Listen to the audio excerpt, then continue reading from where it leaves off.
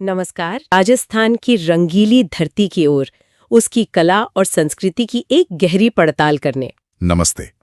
और देखिए, हमारे पास जो जानकारी है वो खास तौर पर उन पहलुओं पर है जो अक्सर परीक्षाओं के लिहाज से बहुत महत्वपूर्ण होते हैं। तो शुरुआत करते हैं त्योहारों के महीने से, श्रावण से। कहते हैं त्योहारों की शुरुआत यहीं से होती है। हाँ, श्रावण को त्योहारों के मौसम का आगाज माना जाता है और इसकी शुरुआत होती है छोटी तीज से, श्रावण शुक्ल तृतीया को। छोटी तीज। और हमारे स्रोतों में लिखा है कि जयपुर में इसकी सवारी बहुत मशहूर है। बहुत ज्यादा। ये असल में प्रकृति और आस्था के मिलन का उत्सव है। देवी पार्वती की पूजा होती है और जयपुर में तो माहौल देखने लायक होता है। और श्रावण के ठीक बाद आता है भाद्रपद। इसे त्योहारों का महाकुंभ कहा गया है। ये इतना बड़ा नाम क्यों दिया गया है? इसलिए क्योंकि इस एक महीने में राजस्थान के कई सबसे बड़े लोक देवताओं के मेले लगते हैं, एक के बाद एक। अच्छा, जैसे सबसे पहले लोक देवता रामदेव जी का मेला। ये रामदेवरा में भाद्रपद शुक्ल तृतीया को लगता है, जिसे बाबेरी बीज भी कहते हैं। इसमें रामदेव जी से जुड़े कुछ खास शब्दों का जिक्र है, जैसे पगलिया और नेजा। ये क्या है? बहुत अच्छा सवाल है। देखिए, पगलियां का मतलब है पद चिन्ह। रामदेव जी की मूर्ति की जगह उनके प्रतीक मतलब इन्हीं पद चिन्हों की पूजा होती है। अच्छा, तो ये एक तरह से निराकार भक्ति का रूप हुआ। बिल्कुल। और नेजा उनकी 5 रंगों वाली ध्वजा को कहते हैं। ये सर्वधर्म संभाव का प्रतीक मानी जाती है। तो ये सिर्फ शब्द नहीं है, मतलब ये उनकी पूरी विचारधारा का सार है। वाह। और इसी मेले में 13 ताली नृत्य का भी जिक्र है। हाँ, ये कामड़ जाति की महिलाएं करती हैं। और ये सिर्फ एक डांस नहीं है, ये एक अनुष्ठान है। महिलाएं अपने शरीर पर 13 मंजीरें बांधकर बैठकर ये नृत्य करती हैं। उनकी श्रद्धा और कला का एक अद्भुत प्रदर्शन है ये। भाद्रपद में ही गोगा जी और तेजा जी का भी नाम आता है। गोगा जी के बारे में एक बड़ी अनोखी जानकारी है कि उनकी शीर्ष मेडी ददरेवा में है और धुर मेडी गोगा मेडी में। इसका क्या मतलब है? ये उनकी वीरता की कहानी से जुड़ा है। लोक कथाओं के मुताबिक युद्ध में उनका सिर ददरेवा, जो चूरू में है, वहां गिरा, तो वहां शीर्ष मेडी है। और धड़? उनका धड़ दुश्मनों से लड़ता हुआ गोगा मेडी यानी हनुमानगढ़ तक पहुंच गया, इसलिए वहां धुर मेडी है। ये कहानी उनके अदम्य साहस को दिखाती है। अविश्वसनीय। इसी कड़ी में बीकानेर की करणी माता का भी जिक्र है, लेकिन यहाँ एक बात ने मेरा ध्यान खींचा। हम सब उन्हें चूहों वाली माता के नाम से जानते हैं। हाँ, बिल्कुल। पर स्रोत कहता है कि उनका असली प्रतीक चील है। ये तो आम धारणा के बिल्कुल उलट है ना? बिल्कुल। और यही तो गहरी पड़ताल का मजा है। देखिए, मंदिर में चूहे, जिन्हें काबा कहा जाता है, वो पूजनीय है, इसमें कोई शक नहीं। लेकिन माता का जो मूल प्रतीक है वो चील पक्षी है। ये तो वाकई बहुत दिलचस्प है। चलिए अब आश्विन महीने की ओर बढ़ते हैं। यहाँ सांझी पूजा और दशहरे का जिक्र है। दशहरे पर लिलटांस पक्षी के दर्शन शुभ माने जाते हैं। हाँ, और खेजड़ी वृक्ष की पूजा होती है। और ये जो खेजड़ी का पेड़ है ना, ये सिर्फ एक पेड़ नहीं है, ये राजस्थान के इतिहास और पहचान का प्रतीक है। बिल्कुल। इसका धार्मिक महत्व तो है ही, लेकिन इसका ऐतिहासिक महत्व वो दिल दहला देने वाला है। हमारे पास जो जानकारी है वो हमें 1730 ईस्वी की खेजड़ली बलिदान की घटना की याद दिलाती है। अमृता देवी बिश्नोई वाली घटना। वही, जब अमृता देवी बिश्नोई के नेतृत्व में 363 लोगों ने पेड़ों को बचाने के लिए अपने प्राण दे दिए थे। वो पेड़ों से चिपक गए थे। सुनकर ही रोंगटे खड़े हो जाते हैं। मतलब 363 लोग पेड़ों के लिए। ये सिर्फ एक ऐतिहासिक घटना नहीं, ये तो आज के पर्यावरण आंदोलनों के लिए भी बहुत बड़ी प्रेरणा है। सही कहा। ये बलिदान बिश्नोई समाज की पहचान का हिस्सा है। उनके लिए प्रकृति की रक्षा ही सर्वोच्च धर्म है। अमृता देवी का नाम इतिहास में अमर हो गया है। इस कहानी ने तो त्योहारों के जिक्र को एक अलग ही गहराई दे दी है। खैर, आगे बढ़ते हैं। फाल्गुन महीने में होली का जिक्र है और यहाँ कुछ बड़े मजेदार तरीके दिए हैं अलग अलग तरह की होली याद रखने के लिए। हाँ, ये दिखाता है कि कैसे स्थानीय ज्ञान और मुहावरे संस्कृति में रचे बसे होते हैं। जैसे लठमार होली को महावीर जी से जोड़ा गया है। हाँ, और बाड़मेर की पत्थरमार होली को याद रखने के लिए एक कहावत है, चलती बाढ़ से राड़ लोगे तो पत्थर पड़ेंगे। और भीनमाल की कोड़ामार होली तो नाम से ही जाहिर है। बिल्कुल, कोड़े भिगोकर मारे जाते हैं।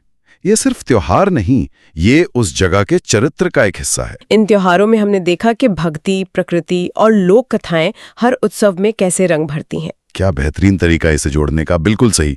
जो भावनाएं त्योहारों में दिखती हैं वही तो कैनवस पर उतरती है।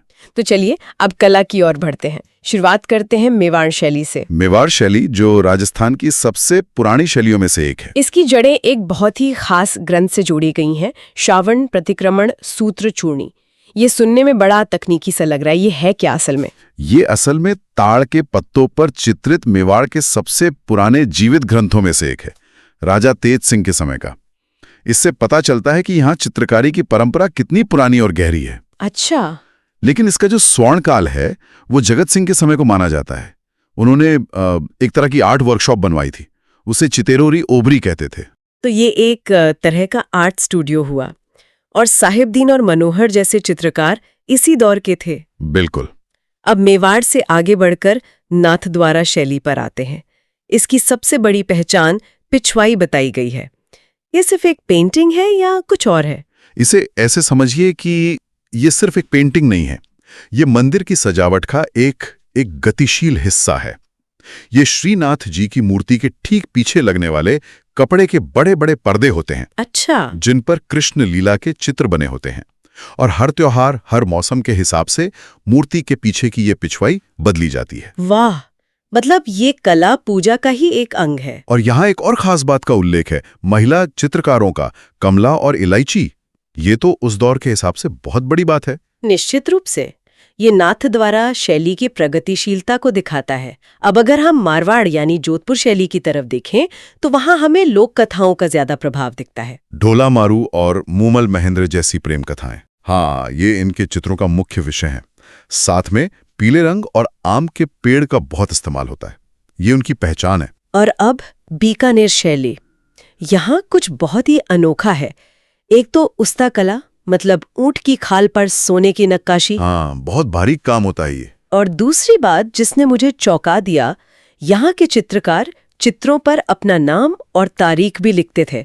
मुझे तो लगता था उस जमाने में कलाकार ज्यादातर गुमनामी रहते थे। ये एक बहुत महत्वपूर्ण बिंदु है। देखिए, बीकानेर शैली पर मुगल दरबार का गहरा प्रभाव था, और ये प्रथा वहीं से आई। ये कलाकारों के बढ़ते आत्मविश्वास को दिखाता है। वो सिर्फ कारीगर नहीं, बल्कि एक कलाकार के रूप में अपनी पहचान बना रहे थे। तो ये बीकानेर शैली के बारे में बहुत कुछ बताता है। अब उस चित्र पर आते हैं जिसे भारत की मोनालिसा कहा जाता है, किशनगढ़ शैली की बनी ठनी। बनी ठनी। ये तुलना क्यों की जाती है? सिर्फ इसलिए कि ये एक महिला का बहुत प्रसिद्ध चित्र है? नहीं, ये तुलना सतही नहीं है। इसके पीछे कई कारण हैं। पहला, बनी ठनी की रहस्यमयी मुस्कान जो मोनालिसा की तरह ही दर्शकों को बांध लेती है। अच्छा। दूसरा, इसकी अनूठी शैली, वो लंबा चेहरा, झुकी हुई आंखें, तीखी नाक, ये भारतीय सौंदर्य का एक आदर्श रूप बन गया। और तीसरा, जैसे मोनालिसा पश्चिमी कला का प्रतीक है, वैसे ही बनी ठनी राजस्थानी चित्रकला की पहचान बन गई है। स्रोत में एक बहुत ही बारीक डिटेल दिया गया है कि इसके नाक में बेसुरी नाम का आभूषण है। ये छोटी छोटी बातें ही तो कला को खास बनाती हैं। बिल्कुल। चित्रकार निहाल चंद ने अपनी प्रेयसी को राधा के रूप में चित्रित किया था। ये कला प्रेम और भक्ति का वो मिश्रण है जो किशनगढ़ शैली को इतना आकर्षक बनाता है। और आखिर में हाड़ौती क्षेत्र की कोटा और बूंदी शैलियां, इन दोनों में एक बहुत साफ अंतर बताया गया है। हाँ, बहुत स्पष्ट अंतर है। कोटा में शिकार के दृश्य और बूंदी में पशु पक्षियों के। लेकिन दोनों पड़ोसी रियासतें थीं, फिर इतना साफ फर्क कैसे? ये फर्क हमें सीधे उस समय के शासकों की पसंद के बारे में बताता है। ये सिर्फ एक कलात्मक चुनाव नहीं था। कोटा के शासक जैसे राजा उम्मेद सिंह शिकार के बहुत शौकीन थे, तो उनकी कला में उनकी शक्ति और शौक का प्रदर्शन होता था। एकदम सही। वहीं बूंदी के शासकों का प्रकृति और कला के प्रति ज्यादा सूक्ष्म, ज्यादा काव्यात्मक लगाव था, और वो उनके चित्रों में रंग बिरंगे पशु पक्षियों के चित्रण में झलकता है। तो ये शैलियां महज तस्वीरें नहीं, एक तरह से शाही जीवनियां हैं। तो ये थी राजस्थान की संस्कृति के कुछ सबसे महत्वपूर्ण पहलुओं की एक झलक।